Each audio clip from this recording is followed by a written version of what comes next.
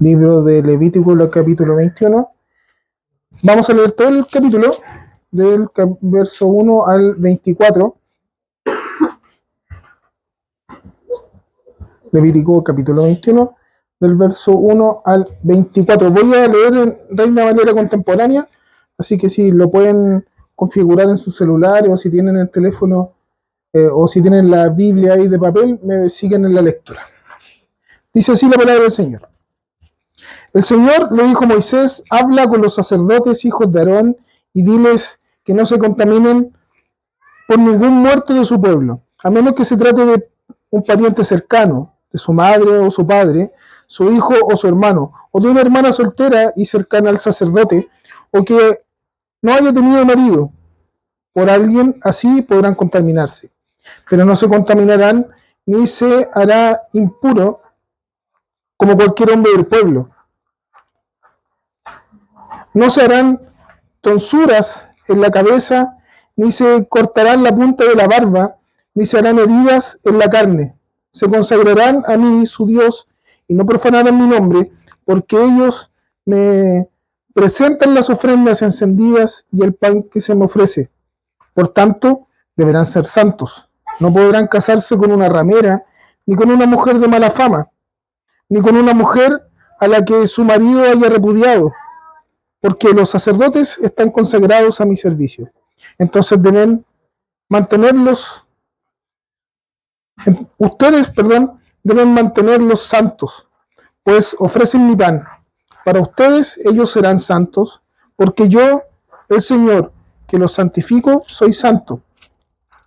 Si la hija de un sacerdote comienza a prostituirse, deshonra a su padre y será condenada a morir quemada. El que sea sumo sacerdote entre sus hermanos y cuya cabeza se haya derramado el aceite de la unción y que haya sido consagrado para llevar puestas las vestiduras, no deberá descubrirse la cabeza ni regarse las vestiduras, ni tampoco entrar en donde haya un cadáver, ni siquiera por su padre o por su madre se contaminará. No podrá salir de mi santuario ni profanarlo, porque él ha sido consagrado para mí. Por el aceite de la unción, yo soy el Señor. Deberá tomar por esposa a una doncella. No se casará con ninguna mujer que sea viuda o repudiada, o de mala fama, o ramera, sino que de su pueblo tomará por mujer a una doncella, para que no profane su descendencia entre su pueblo. Yo soy el Señor, quien los santifico. El Señor habló a Moisés y le dijo: habla con Aarón y dile que en ningún momento ninguno de sus descendientes que tenga algún defecto podrá acercarse a mí, su Dios, para ofrecer mi pan. No podrán acercarse ningún varón con algún defecto, sea este ciego, cojo, mutilado, deforme, o que tenga roto un pie o una mano, sea jorobado o enano, o tenga veneno en el ojo, o sarna, o alguna irritación en la piel, o un testículo magullado.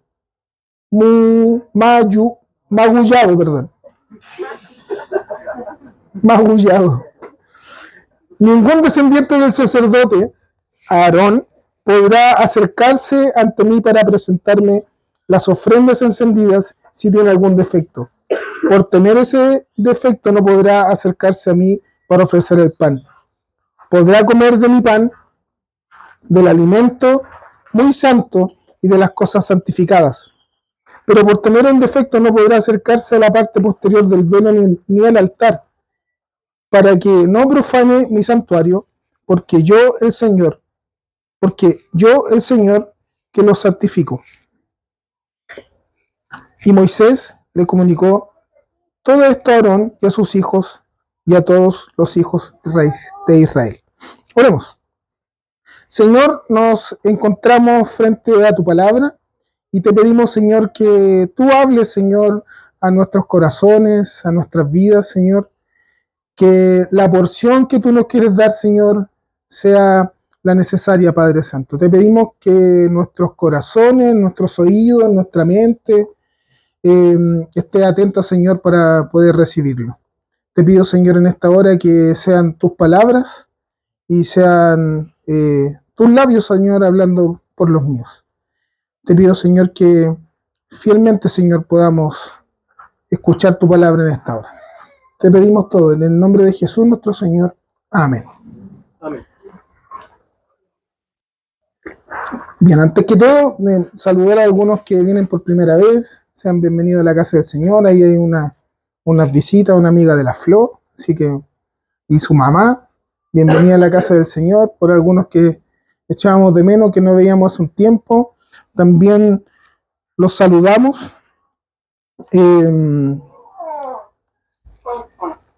Les voy a enviar al WhatsApp de la iglesia, ya, unas imágenes,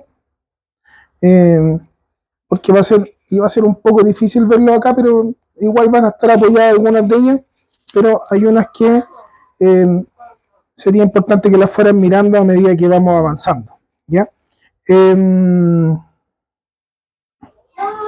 Iglesia Puente de Vida. Son varias imágenes y las últimas dos después las vamos a terminar de ver. En las últimas semanas, 3 semanas, un mes aproximadamente, salió como cada año la encuesta CEP. Estuvimos conversando respecto de la encuesta CEP con algunos por ahí, de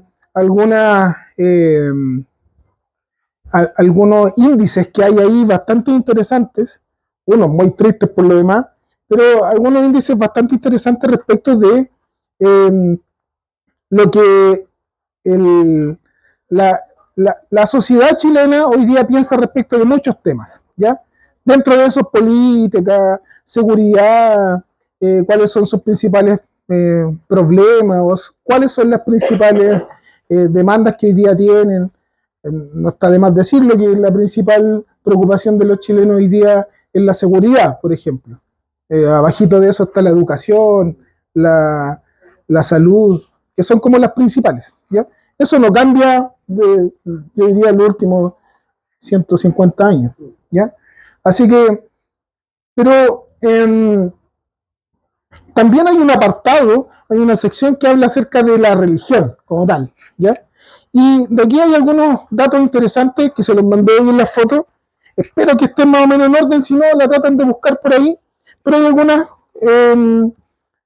datos bastante interesantes. Por ejemplo, les preguntan acerca de si creen en Dios. A un universo hay algunos que es un universo de 400 personas, otro un universo de 200 personas. Esta encuesta CEP lo que hace es una encuesta de un centro de estudios públicos. Lo que hace entonces es recoger la opinión de varias personas de diferentes lugares del país, de diferentes estratos sociales, de diferentes lugares para poder tener una opinión respecto de lo que piensan los chilenos respecto de algunos temas. En particular les dicen si creen o no en Dios. Entonces es interesante porque un 76% de ellos dicen creer en Dios. O sea, hace unos 8 años atrás, lo que la misma encuesta también dice, es que había un 78%. O sea, bajó un poquito, pero siguen creyendo en Dios, ¿ya? Hay un alto porcentaje de personas en Chile que dice creer en Dios. Sin embargo, cuando hablamos acerca de creer en Dios, muchos dicen también, es que yo creo en Dios, pero a mi manera. ¿Has escuchado eso? Sí, que no creo mucho en las instituciones, que no es necesario ir a la iglesia, yo en mi casa puedo estar tranquilo, puedo orar también. Entonces hay un 74% que cree en Dios a su manera. Y eso es muy interesante. ¿Por qué? Porque nos vamos a dar cuenta, y nos damos cuenta que en la misma encuesta hay una cierta manera de que Dios sí está presente en el colectivo general, ya en la conciencia general. Sin embargo, la vida devocional, una vida religiosa, y no es tan necesaria, según lo que la gente cree, a partir de su creencia y su fe en Dios. Ahora, dentro de todo esto, probablemente esto puede explicarse también por la opinión que los mismos chilenos tienen acerca de Dios, de la opinión que tienen acerca de Dios por las instituciones y por los creyentes practicantes de esta fe. Les explico. Cuando les preguntan acerca de si ustedes creen o cuánto apoyan a la iglesia evangélica en general, solo un 16% cree de manera positiva sobre la iglesia evangélica. Solo un 16%, un 57% está como no sabe qué responder y un 24% de manera muy negativa.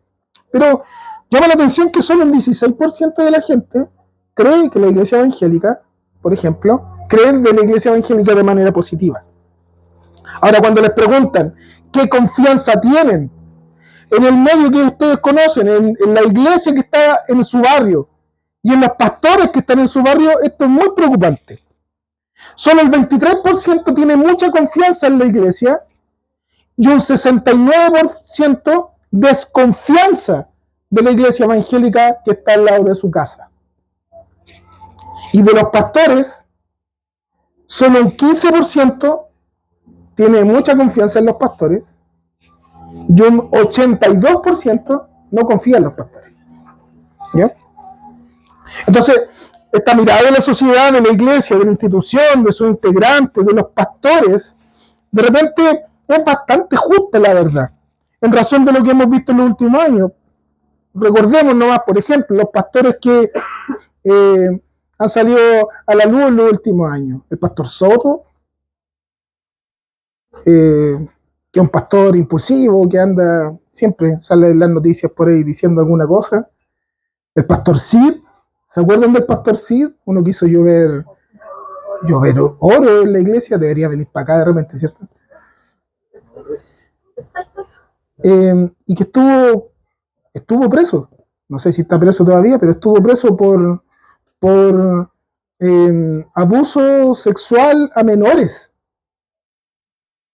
El pastor Durán, obispo Durán de la iglesia de la Catedral Evangélica, pastor Durán, que está en investigación todavía por un defraude y fraude al fisco incluso.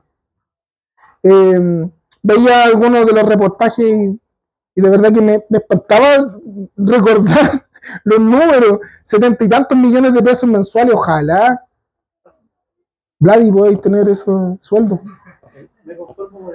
El diezmo de eso. ¿Ya?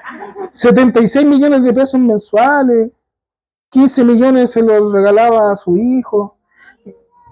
Entonces, cuando la sociedad ve ese ejemplo, esos pastores, esa iglesia evangélica, obviamente tiene una mirada bastante justa de lo que nosotros vemos en esta encuesta.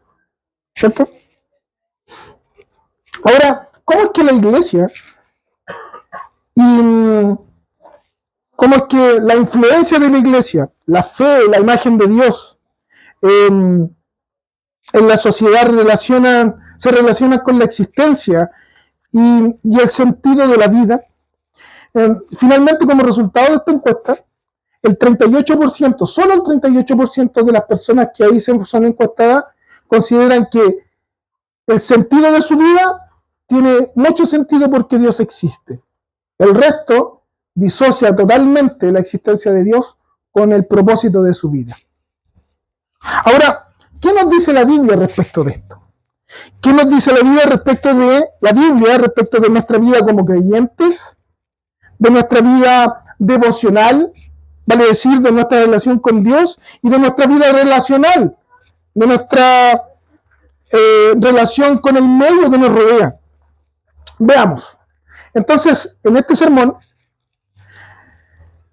y la sección que nosotros leímos, nos mostrará las demandas de santidad y pureza de Dios para su pueblo, en el creyente actual, y finalmente, cómo estas demandas logran un perfecto cumplimiento solo en Cristo.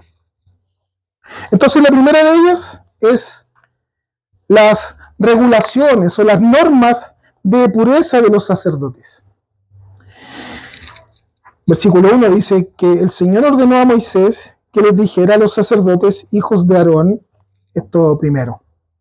Lo primero más importante que debemos mencionar de este texto es que se establecen algunas normas de conducta necesarias para los sacerdotes y para el sumo sacerdote en el ejercicio de su ministerio. Era necesario para ellos, para poder ejercer su ministerio, que cumplieran con estas demandas de santidad y de rectitud y de pureza. Esto establece una regulación en base a algunas prohibiciones y algunas excepciones respecto de 3 asuntos. Entonces, le pido por favor al Elías. Ahí yo también les mandé ese cuadrito en la foto, en la imagen, para que lo puedan ver más claramente. En donde hay unas demandas para los sacerdotes y para el sumo sacerdote.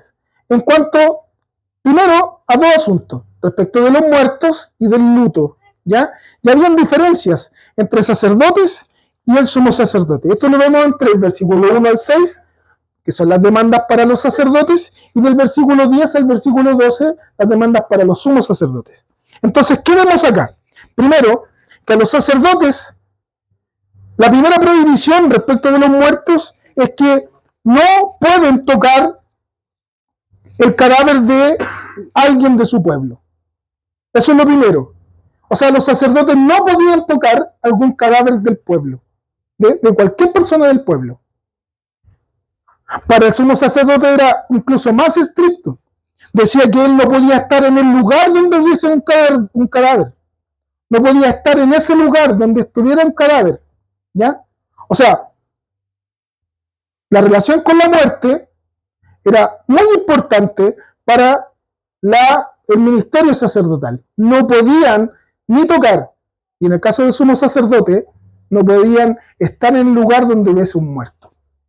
Y había algunas excepciones, 7 excepciones en el caso de los sacerdotes. ¿Ya?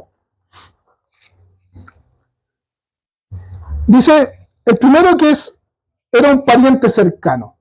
Y aquí, dentro de este pariente cercano, es también considerado, para algunos entendidos de la Biblia, es considerada, por ejemplo, la esposa, que no está nombrada así como la esposa, los hijos, la hija, el hermano. No, la esposa no está enumerada, sin embargo, se podría considerar como, en esta primera parte, como un pariente cercano, entendiendo que,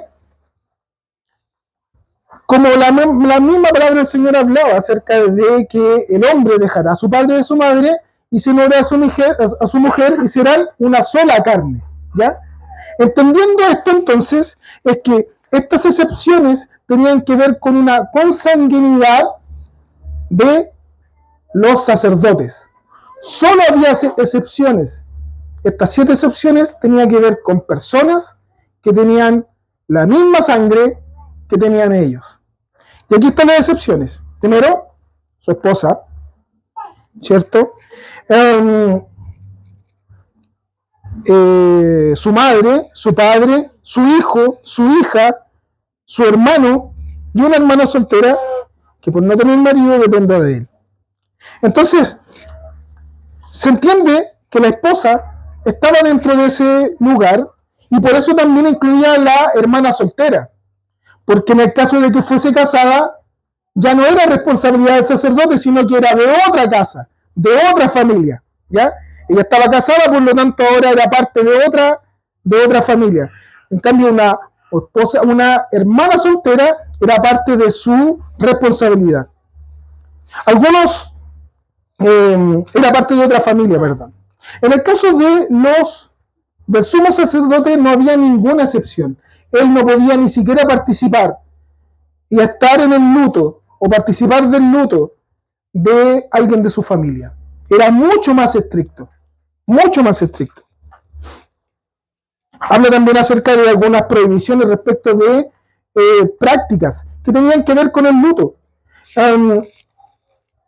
Heródoto, que aquí nos puede hablar el Edgar muy fácilmente. Heródoto, que es considerado el padre de la historia, de la ciencia de la historia, ¿cierto? En uno de sus escritos se encuentra referencia respecto de algunas prácticas y rituales que tenían algunas culturas antiguas, contemporáneas también en Israel en este momento, en este tiempo, y que se encuentran, por ejemplo, como raparse la cabeza. Yo, por ejemplo, estaría de luto constante, ¿ya? Como raparse la cabeza, como cortarse la barba, como rasgarse la piel, hacerse algunos tatuajes, por ejemplo, en memoria de los muertos. Esto eran prácticas habituales dentro de las culturas que rodeaban a Israel. Entonces, por eso es que esta instrucción es tan importante para los sacerdotes, porque cualquiera de estas prácticas lo que hacía y que tenía como consecuencia era la contaminación y la impureza de su servicio, ¿ya? Contaminación e impureza. La práctica habitual también, porque recordemos, ¿cuáles son las prohibiciones? Rapar la cabeza, cortar la barba y rasgar la piel. En el caso de las prohibiciones, incluso para el sumo sacerdote, era estar despeinado. Estar despeinado.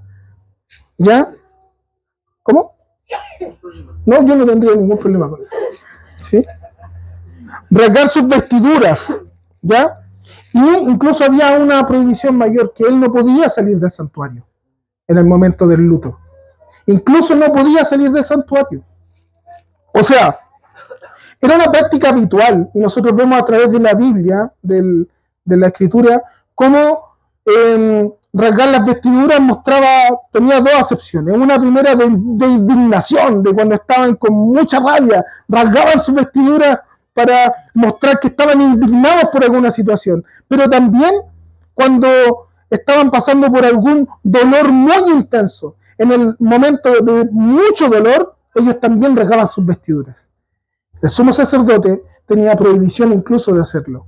O sea, de experimentar dolor, probablemente sí lo iba a experimentar, pero no podía tener ninguna práctica que pudiera demostrar ese dolor.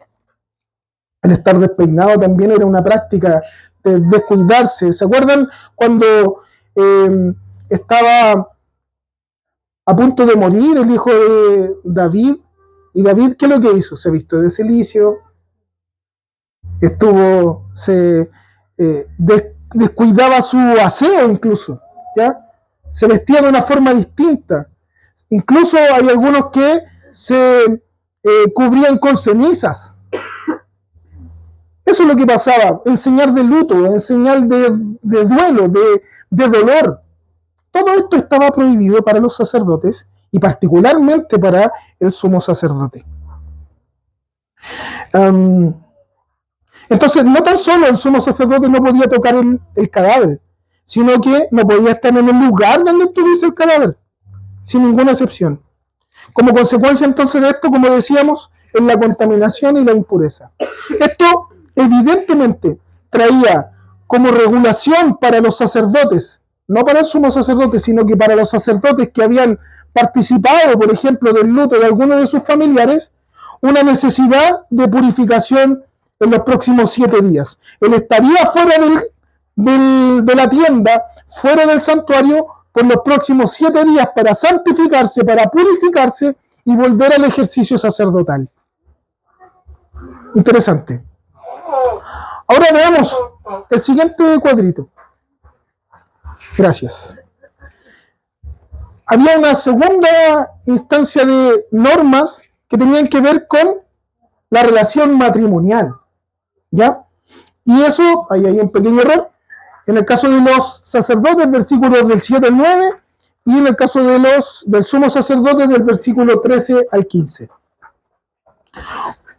Veamos el cuadro. Entonces hay prohibiciones.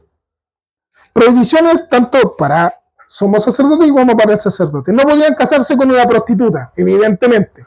O sea, no ni siquiera hay que pensarlo, ¿cierto? No podían casarse con una prostituta. No podían casarse con una divorciada. ¿Por qué?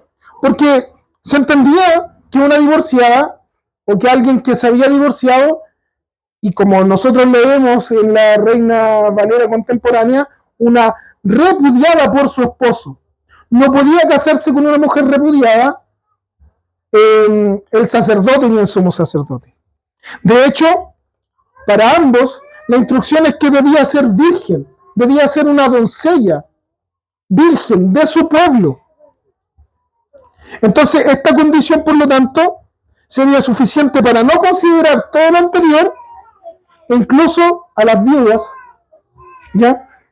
Como parte, ya había una prohibición de casarse con otros pueblos, acá lo vuelve a repetir, ¿ya?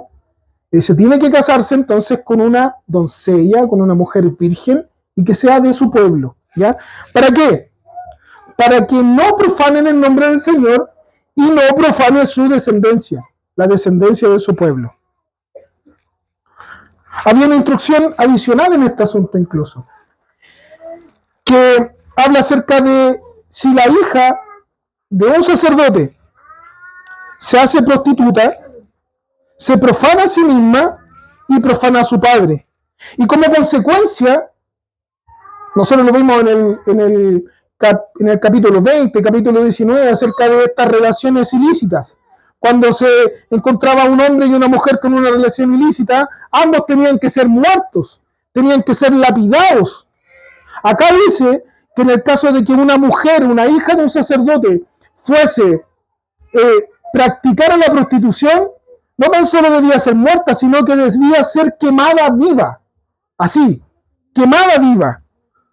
Por lo tanto, de la misma manera, esto enseñaba que de la misma manera en que el sacerdote,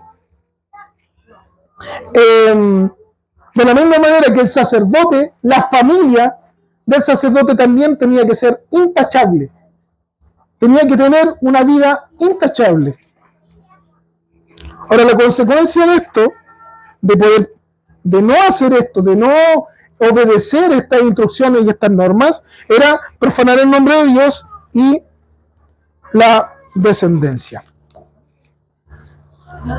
Y había un tercer impedimento, ya no hay más cuadros, así que si me dan para no distraer, si me dan para adelante, ¿sí? Para adelante,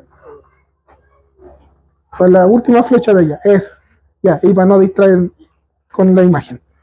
Había un tercer asunto que eran los impedimentos físicos en el servicio, y eso está entre el versículo 16 y el versículo 23.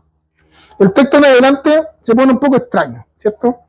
Medio raro, así como un poco discriminador para lo que nosotros vemos hoy día, en nuestra realidad actual.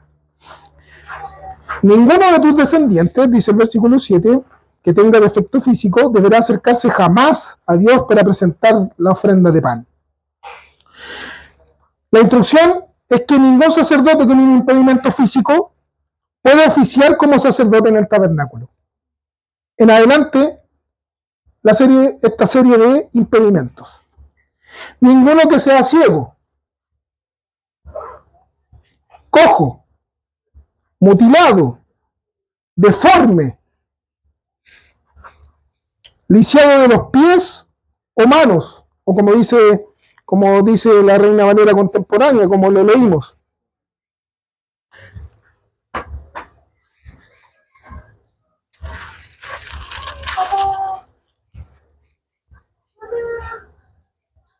Que esté ciego, cojo, mutilado, deforme, versículo 19, o que tenga roto un pie o una mano. O sea, que tenga mutilado una parte o que tenga un hueso roto. Yo, por ejemplo, no podría. Tengo los dos brazos quebrados. Por ejemplo, o un pie roto. También tengo fractura en el pie. Patazo quebrado yo. También soy deforme, así que no.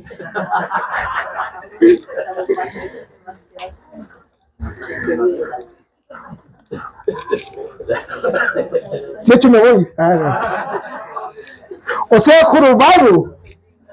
O enano. Ahí la voy a dejar. O que tenga una nube en el ojo. O sarna. O alguna irritación en la piel. O lo que más me costó leer. O un testículo magullado. O sea, había una serie de condiciones físicas por las cuales el sacerdote no podía oficiar su trabajo, su labor sacerdotal dentro del tabernáculo. Es interesante poder comprender que en esta sección del capítulo podríamos decir incluso que Dios es un poco discriminado, ¿cierto? No obstante, debemos comprender la naturaleza de las ceremonias sacerdotales, de su pureza, de la perfección que en todo lo que está descrito, en todo el libro de Levítico. Entonces, la perfección que había en cada acto, en cada vestimenta, en los utensilios, en la práctica del sacerdote, el sacrificio, las ofrendas. Entonces, cualquiera de estos impedimentos físicos, lo que podría pasar es que podría distraer el foco de lo realmente importante que era lo ceremonial. Esto que debería ser tan puro. Esto no era una cuestión solamente accesoria, porque en ningún momento habla de que tenía que tener buena apariencia. En ningún momento decía que tenía que tener, que debía ser rubio, o debía tener cierta altura, o ser fornido, o no tener guata, porque no habla de eso, ¿ya? Habla acerca de estos aspectos físicos que podrían ser no tan solo una distracción, sino que también podrían ser un impedimento para poder desarrollar su labor sacerdotal. Recordemos que los sacerdotes, por ejemplo, son aquellos que tienen que llevar las ofrendas, que tienen que trasladar un animal muerto, parte de un animal, cargarlo sobre sus hombros, llevarlo de un lugar a otro, trasladarse dentro del tabernáculo. Imagínense un cojo haciendo eso. O sea, tanto el sacerdote, para él ya era un problema.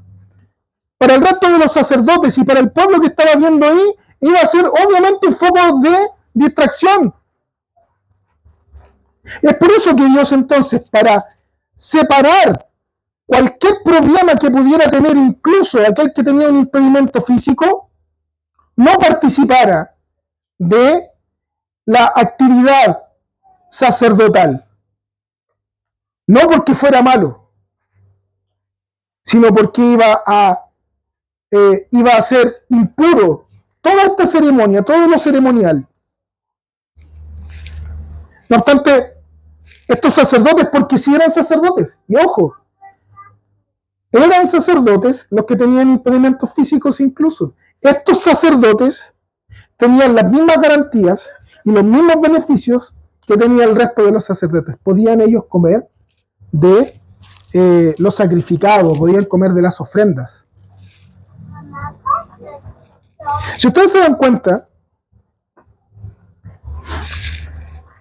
el versículo 8, el versículo 15 y el versículo 23, en cada término, en cada sección, termina con la misma frase. Porque yo, el Señor, los santifico, soy santo. Versículo 8. Versículo 15 al final. Yo soy el Señor que los santifico.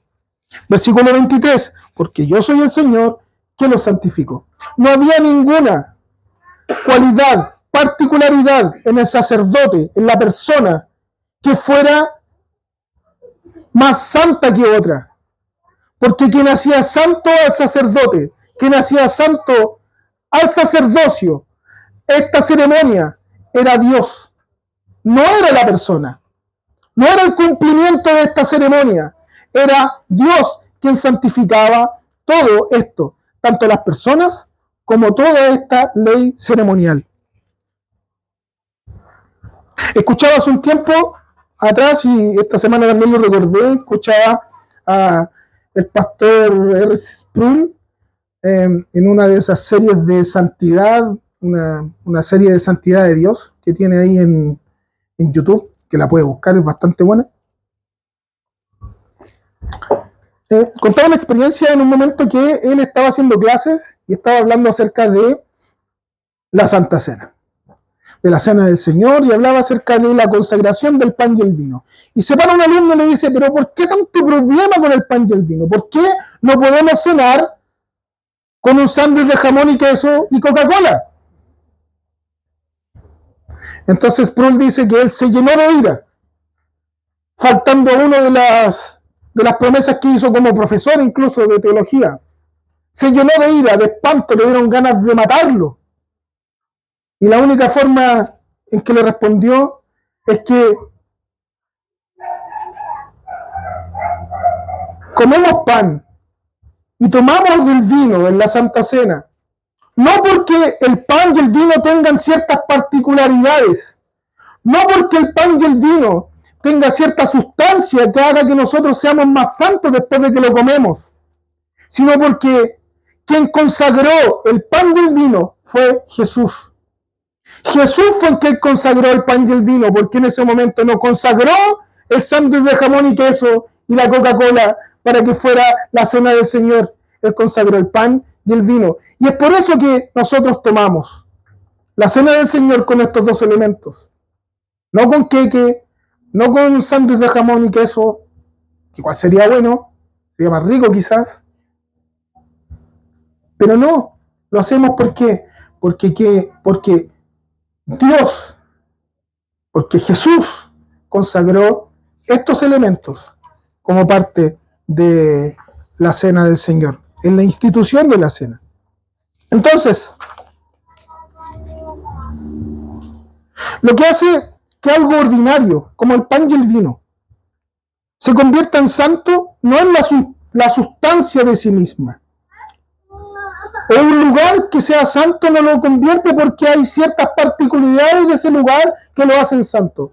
Recordemos la escena de la zarza y Moisés. ¿Se acuerdan lo que decía el pastor Vlad la semana pasada? Cuando llega Moisés a la presencia de Dios en la zarza ardiente, la zarza que se ardía pero no se consumía, ¿qué le dijo Dios? Sácate al tiro las zapatillas, ¿cierto? Quita el calzado de tus pies porque el lugar donde estás santo es. Cuando dejó de arder la zarza y la presencia de Dios no estaba ahí, ¿siguió siendo ese lugar santo? No. ¿Quién lo hizo santo? La presencia de Dios en ese momento. La presencia de Dios en ese lugar. Entonces lo que hace santo el pan y el vino en la cena, o un lugar determinado, en la presencia de Dios, el toque de Dios sobre ello. Entonces, tú no eres santo. Tú y yo no somos santos porque cumplimos con los estándares éticos del reino. No somos santos porque cumplimos con las expectativas de Dios para nosotros. O no nos hacemos santos cuando tenemos cierta altura moral por sobre el resto. Tú eres santo, yo soy santo, porque Dios, que es santo, nos ha hecho santos. Es su mano, es su toque, es su Espíritu Santo en nosotros, quien nos hace perfectos, justos ante Dios. No es el cumplimiento de las prohibiciones, no es el cumplimiento de las normas, no es estar aquí en la iglesia cada domingo el que te hace más santo. En la presencia de Dios, el Espíritu Santo actuando en tu corazón cada día. Entonces eso necesariamente implica en el corazón del creyente, en el corazón de aquel que ha sido tocado por Dios, por medio de su Espíritu Santo, una búsqueda de Dios, un reconocimiento de Dios, un entendimiento mayor de Dios. Por eso queremos estar aquí, por eso queremos leer la Biblia, por eso queremos conversar acerca de Dios con el que nos rodea. Entonces vemos en esta segunda parte el conocimiento de Dios. ¿Cómo nosotros conocemos a Dios? Cuando nos acercamos al estudio de la palabra, a la teología, que no es otra cosa que el estudio de Dios, un discurso de Dios, la teología. Consideramos que una de las cuestiones relevantes es conocer la naturaleza de Dios. Sabemos que Dios es espíritu, ¿cierto? Dios es espíritu, ¿o no? ¿Sí? Dios es espíritu.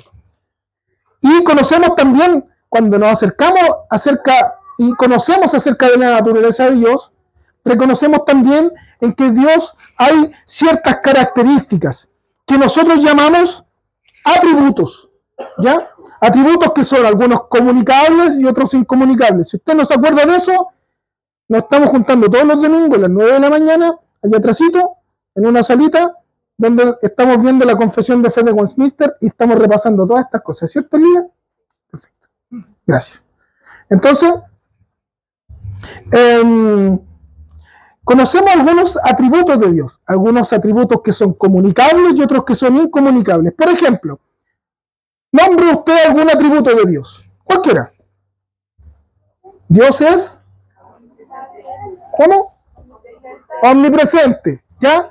Es omnipotente, es todopoderoso. Dios es soberano, ¿cierto? Dios es eterno. Esos son atributos incomunicables. Dios no comunica esos atributos. Son solo atributos de Dios. Él es soberano, Él es eterno, Él es todopoderoso. Sin embargo, Dios es amor, ¿o no? Y es un atributo comunicable a su creación, a sus hijos, ¿cierto? Otro atributo de Dios. Dios es misericordioso, ¿o no? Dios es justo, ¿cierto? ¿Qué más? Dios es santo.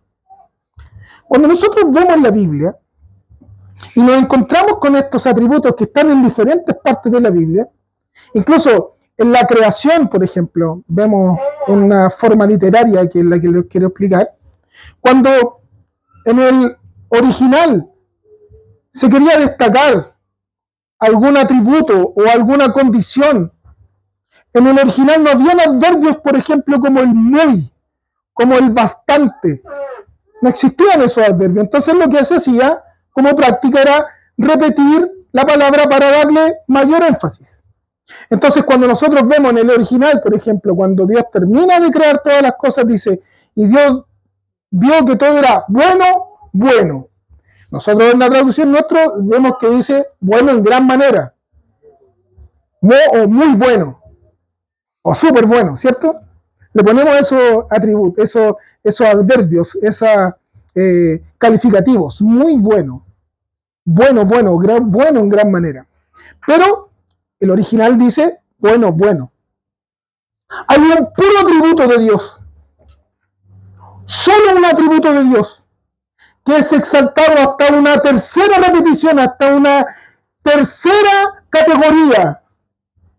Porque en ninguna parte en la Biblia aparece que Dios es amor, amor, amor. O Dios es justo, justo, justo. Hay un solo atributo que es exaltado hasta lo más alto. Dios es santo, santo, santo. Y no está hablando acerca de la Trinidad.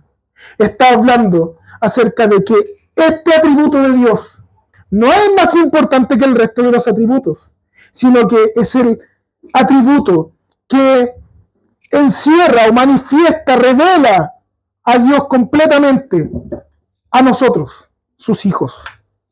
Dios es santo, santo, santo.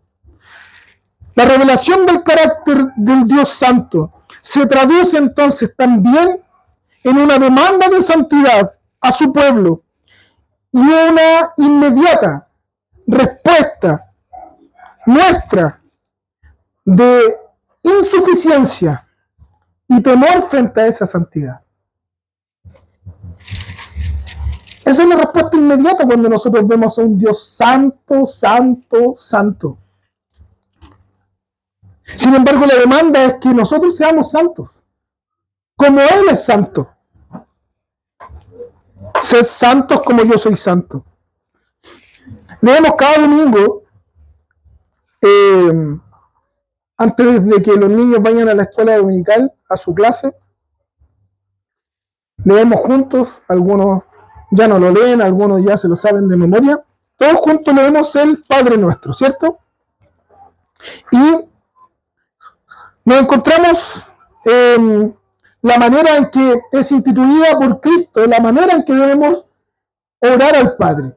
Los discípulos van a Jesús y le dicen, Señor, nosotros queremos tener esta comunicación que tú tienes con el Padre, queremos que nos enseñes a orar. Entonces Jesús les dice, cuando oren al Padre, lo van a hacer así, de esta manera. Y nosotros vemos el Padre Nuestro. Y esto tiene cierta estructura. Tenemos una estructura que tiene tres partes básicamente. Está conformada por un saludo inicial, por las peticiones y por una doxología o por una glorificación al término. Solo estas tres partes. Entonces, veamos lo que dice la primera parte. Y ahí solamente nos vamos a detener. ¿Se acuerdan lo que dice? Padre nuestro que estás en el cielo, santificado sea tu nombre. Pregunta. ¿Será esa la primera parte del saludo? O sea, santificado sea tu nombre. ¿Será parte del saludo que nosotros hacemos a Dios? O sea, cuando nosotros nos vamos al Padre y nos acercamos al Padre, decimos, Padre nuestro que estás en los cielos, santificado sea tu nombre. ¿O será parte de la segunda sección, de las peticiones? Es que sea santificado su nombre. La Biblia declara que Dios es santo. Sin embargo, nosotros vemos en esta sección que el nombre de Dios debe ser santificado. Entonces deducimos o inferimos que es entonces la primera petición que nosotros hacemos a Dios.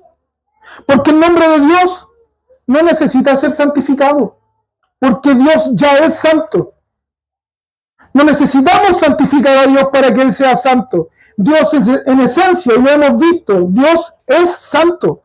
No necesita ser santificado para que Él sea santo. Sino que lo que nosotros estamos pidiendo cuando nos acercamos al Padre nuestro, decimos, santificado sea tu nombre, estamos pidiendo que nosotros, como hijos suyos, seamos capaces de santificar su nombre en cada espacio en el que estamos. En otras palabras, que nuestra vida, consecuentemente a la santidad de Dios, santifique el nombre de Dios en cada momento y en cada espacio. Cuando nos encontramos con esto, vemos también en la historia algunas personajes que vieron la santidad de Dios y se encontraron a sí mismos como miserables pecadores. A un joven Martín Lutero, por ejemplo, que fue declarado incluso por sus más cercanos como un loco, como alguien que estaba desquiciado. Martín Lutero, que era un estudiante de Derecho, que estaba cumpliendo el sueño de su padre de ser abogado. Martín Lutero, que estudiaba Derecho, en un momento, cuando iba camino a su casa, en una tormenta cae un rayo muy cerca suyo y le iba a caballo muy cerca suyo y casi muere. Y en ese momento dice, grita con fuerza, Santa Ana, sálvame. Mira, Dani, ¿ya? Santa Ana, sálvame, y si me salvas, me voy a hacer monje. Y lo salvó. Y se hizo monje. Y dejó la carrera y se hizo monje. Se hizo un monje agustino. ¿Por qué es importante decir que es un monje agustino? Porque se encontró con muchos de los escritos de Agustín respecto de la pureza, de la santidad. Y Lutero tenía una obsesiva compulsión con su pecado, con su vida pecadora. Imagínense a Lutero. Todos los días tenían que ellos ir al confesionario, ir a donde el sacerdote que estaba a cargo de ellos y enumerar cada uno de sus pecados, pedir perdón por los pecados, ir a la penitencia, decir tanta Ave María, tantos Padres Nuestros, ¿cierto? Eso nosotros lo conocemos. Entonces, el sacerdote mayor de Lutero ya estaba chato de Lutero. Porque Lutero iba todos los días y estaba horas, 4, 5 horas, dando cada uno de detalles de cada uno de los pecados que él cometía durante el día. No durante la semana, durante el día. Cada día, 4 o 5 horas dedicado a confesar todos sus pecados. Muchas veces dice la historia que Lutero se iba después descansado porque el Señor ya había perdonado todos sus pecados, llegaba al lugar donde se iba a acostar a dormir y se acordaba que no había confesado el pecado y volvía entonces tan triste, congojado por su pecaminosidad. Este hombre buscaba tener santidad ante Dios. Era enfermizo, hipocondriaco, de hecho, él predijo su muerte como 20 veces, porque cada vez que se enfermaba pensaba que se iba a morir. Entonces, Lutero, este hombre, un día estaba ya habiendo sido declarado y titulado como doctor en la Biblia, doctor en la Escritura, estaba preparando una clase para sus discípulos, para sus alumnos. Y se encuentra con algunos escritos de Agustín y con el libro de Romanos en el capítulo 1. Y se encuentra con este versículo, versículo 17, porque en el Evangelio la justicia de Dios se revela por fe y para fe. Como está escrito, va a ser justo, por la fe vivirá. Y le explotó la cabeza a Calvino. Perdón, a Lutero. Le explotó la cabeza. Porque ya no era la moralidad lo que estaba haciéndolo justo ante Dios. Porque no era su obsesiva compulsión con cumplir todo lo que tenía que hacer, lo que lo iba a hacer justo ante Dios. Era la fe, era la gracia, era Cristo el que lo hacía justo. En ese momento entonces, su vida cambió. Somos justos y somos santos por la justicia imputada en nosotros, por la gracia y recibida por fe que viene también de Dios. Desde ese momento, la vida de Lutero cambió hasta convertirse en el impulsor de la Reforma Protestante en Alemania y el primer mártir de la Iglesia protestante.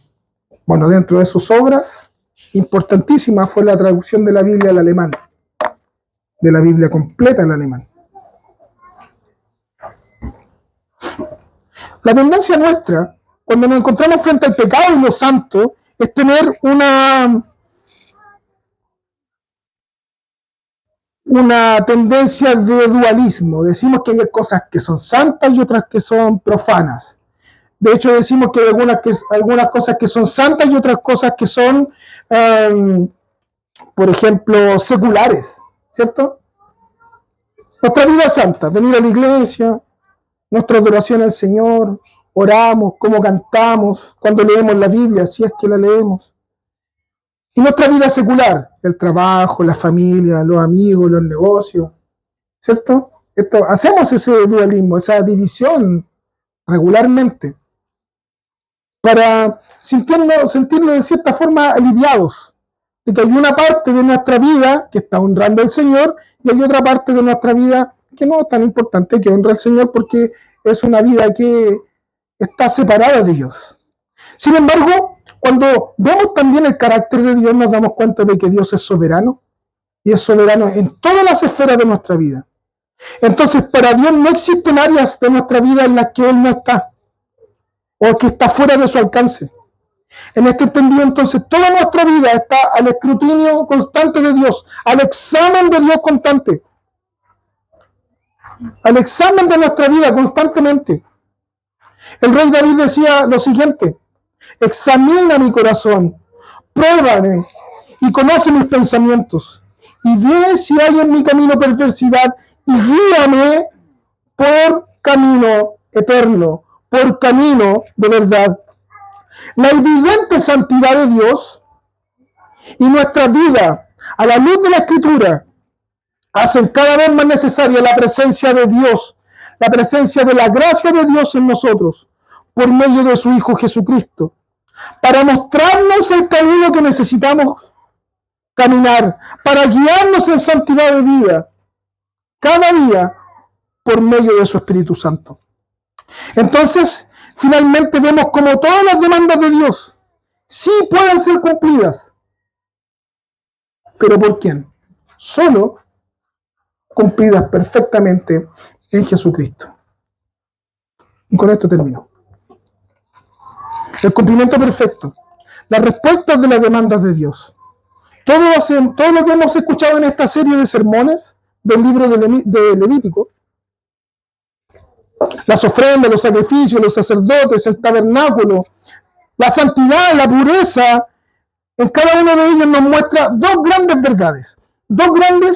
verdades muy importantes. Primero, nuestra incapacidad, la incapacidad del hombre.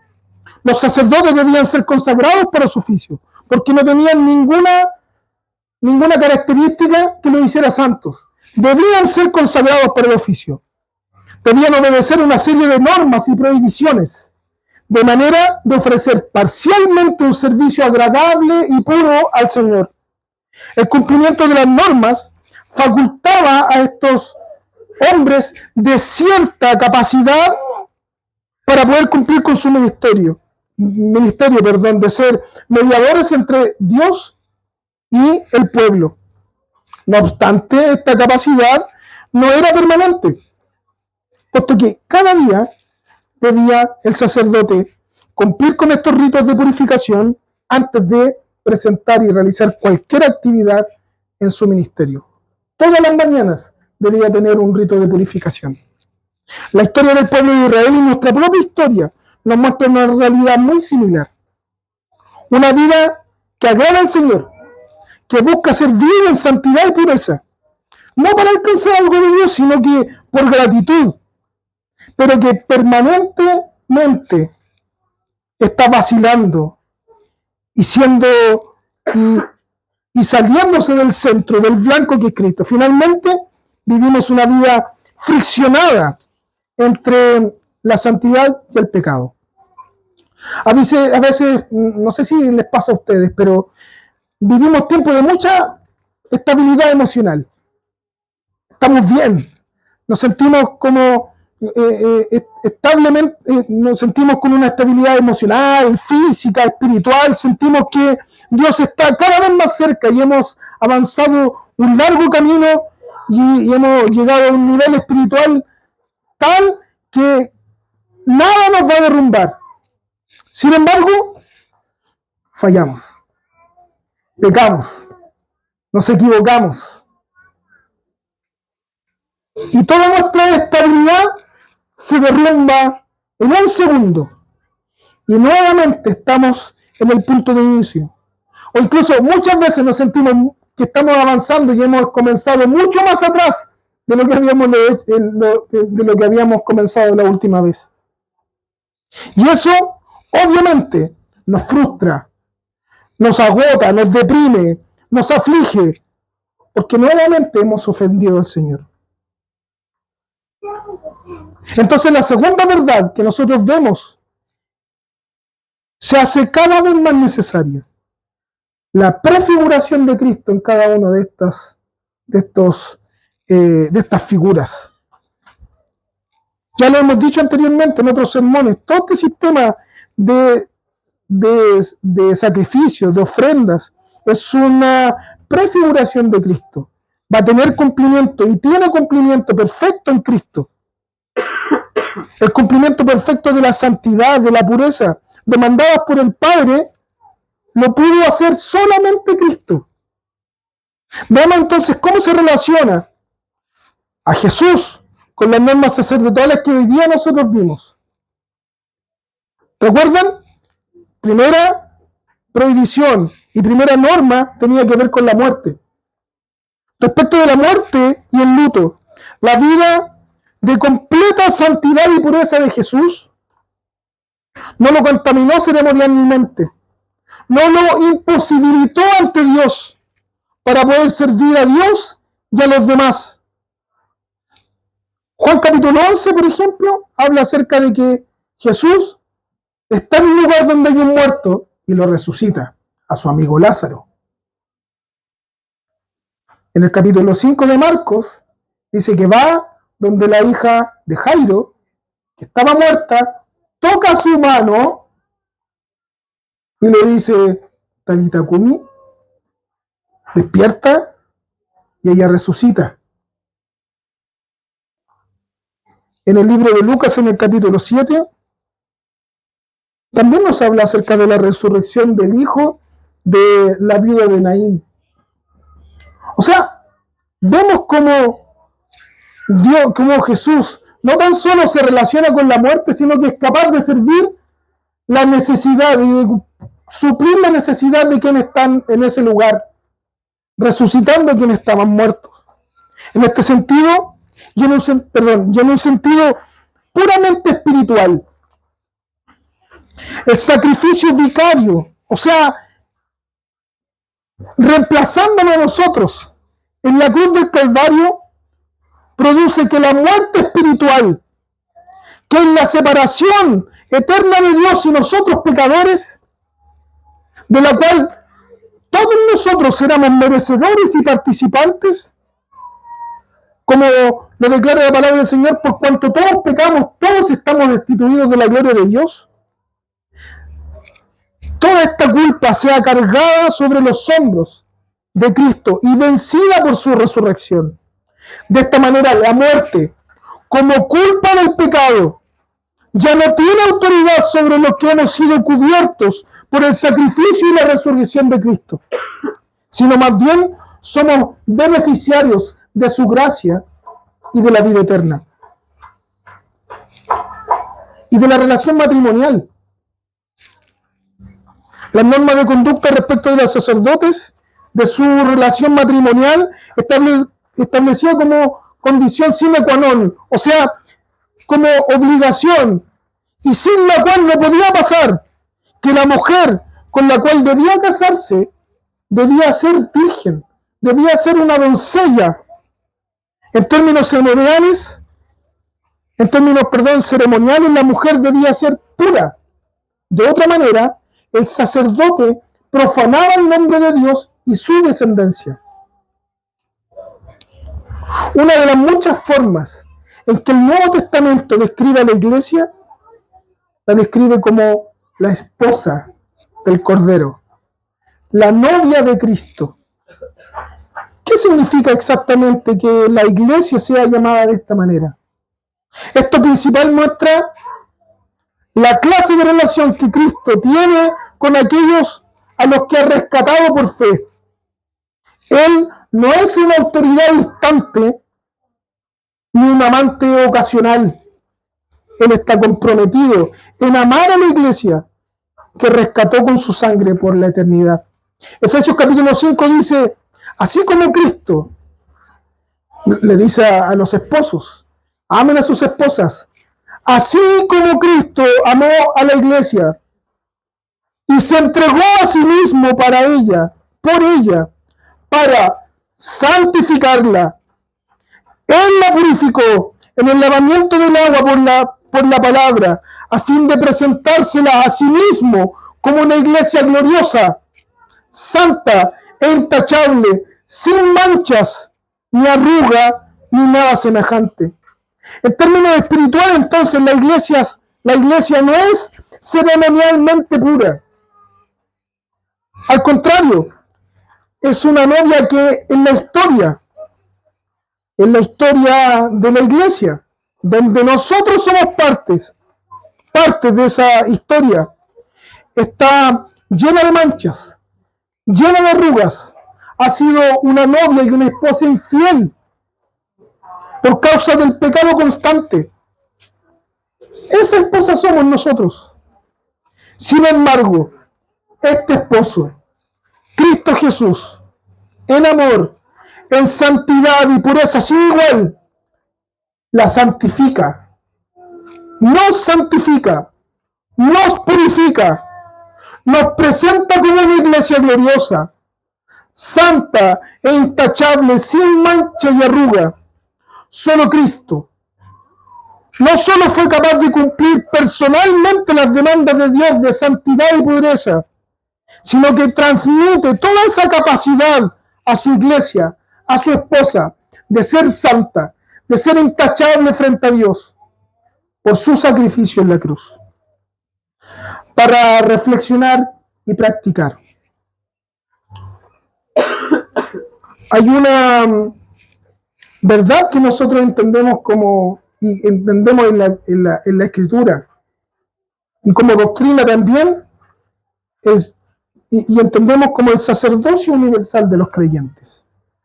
Entendemos que por medio del sacrificio de Cristo, todos los creyentes pueden venir directamente al Padre. Acerquémonos pues confiadamente al trono de su gracia, para alcanzar misericordia y hallar gracia para el oportuno socorro, como dice el libro de Hebreos. No existe más la necesidad de sacrificios de animales, ni de ceremonias, ni de sacerdotes como en el antiguo tiempo. En Cristo formamos un sacerdocio santo, un real sacerdocio, como dice el libro de Pedro. Él nos hizo reyes y sacerdotes, como cantamos y como también encontramos en el libro de Apocalipsis, con el fin único, y escuche, de manifestar la gracia de Dios y anunciar las virtudes de aquel que nos llamó de tinieblas a su luz admirable. Que el Señor nos bendiga. Oremos.